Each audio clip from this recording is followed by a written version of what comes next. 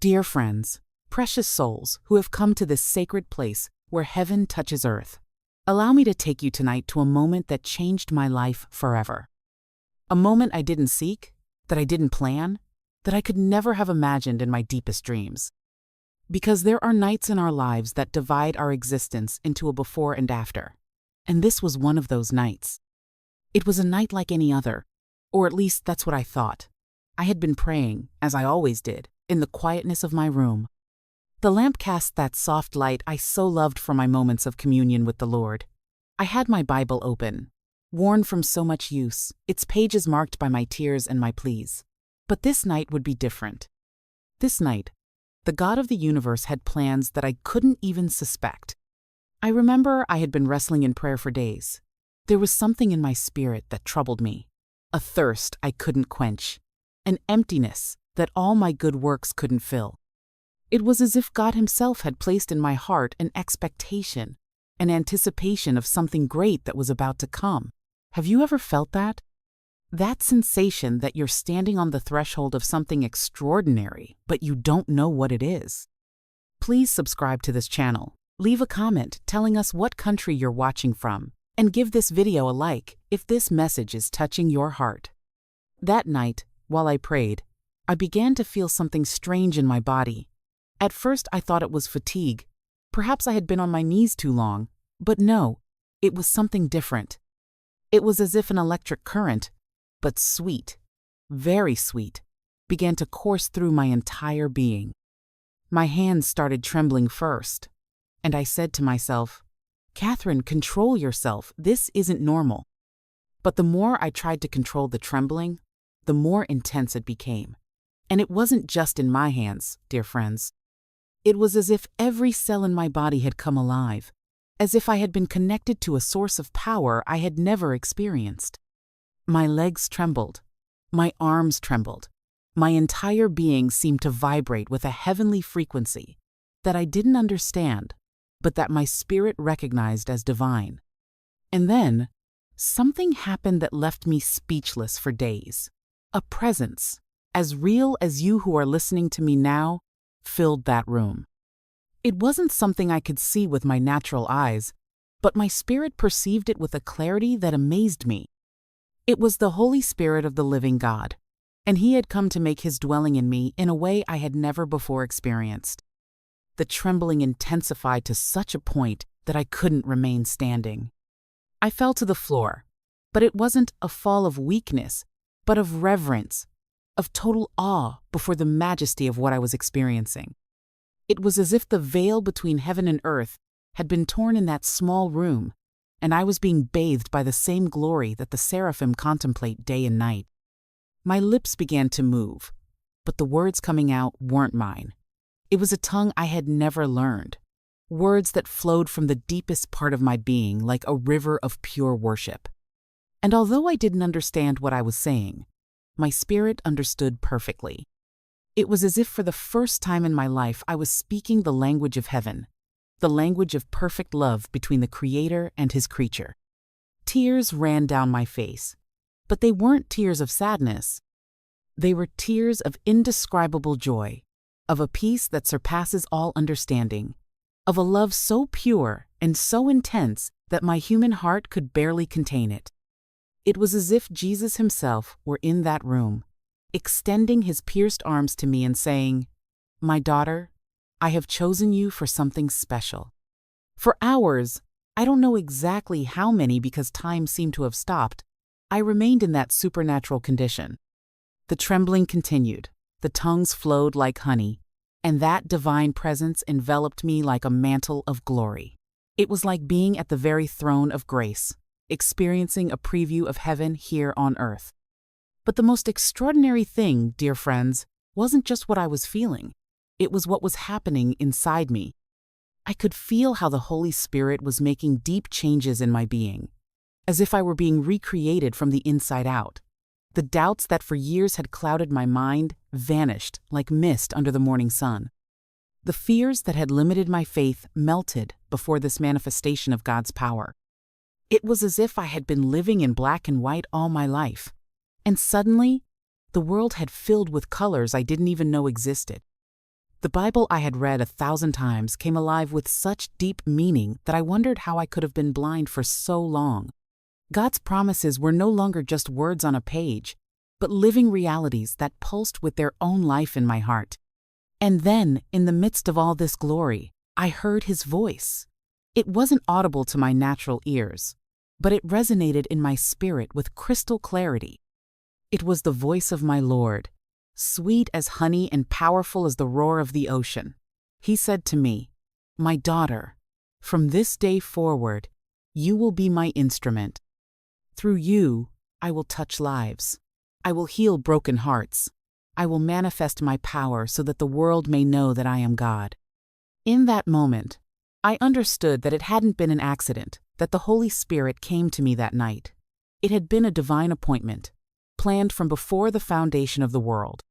God had been preparing me all my life for this moment, for this experience that would change not only my destiny, but the destiny of thousands of people I didn't yet know. When finally the trembling ceased and that glorious presence withdrew gently, like a mother tucking in her child with tenderness, I remained there on the floor for a long time. I didn't want to move. I didn't want it to end. I had tasted heaven, and everything earthly seemed insipid in comparison. But something had permanently changed in me. I was no longer the same Catherine Kuhlman who had entered that room hours before. I was a new creature, marked by the fire of the Holy Spirit, sealed for a divine purpose I was just beginning to understand. It was as if I had been born again, not just spiritually, but in every fiber of my being. The days that followed were a constant revelation. I discovered that when I prayed for the sick, something extraordinary happened. The same power I had felt that night flowed through my hands, and miracles began to manifest in ways that left me amazed. It wasn't I who healed. It was the Holy Spirit who had made His dwelling in me in such a real and powerful way. People who had been sick for years received instant healing. Broken hearts found peace. Shattered lives were restored. And I knew, with a certainty that transcended all doubt, that all this was the result of that glorious night when heaven visited earth in my small room. But I also learned something very important in all this process. The power wasn't mine. The glory didn't belong to me. I was simply a vessel, an instrument in the hands of the divine potter. Every time I began to feel pride or think I had something to do with the miracles, the Holy Spirit gently reminded me who really was the one working. It's like a piano, dear friends. The piano doesn't congratulate itself for the beautiful music that comes from it. It's the pianist who deserves the recognition. I learned to be that piano, to let the expert hands of the master play through me the melodies of heaven that brought healing and hope to needy hearts. That experience also taught me about the importance of total surrender. It wasn't until I stopped resisting, until I stopped trying to control what was happening, that the Holy Spirit could manifest fully. It's like trying to swim against the current of a powerful river. The more we fight, the more exhausted we become. But when we surrender and allow the current to carry us, we discover it's taking us exactly where we need to be. Many people have asked me over the years how they can have a similar experience, and I always tell them the same thing.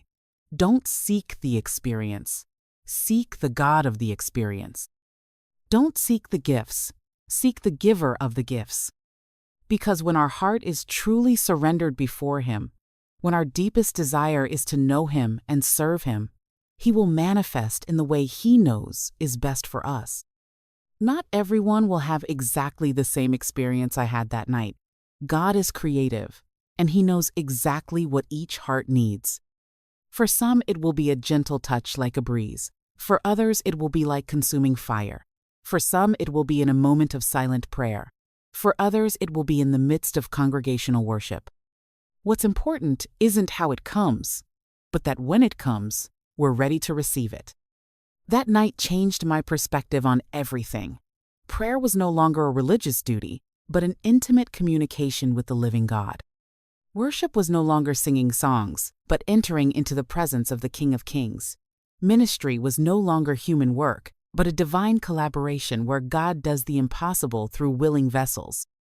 And I must tell you, dear friends, That wasn't the only time I experienced the power of the Holy Spirit in that way.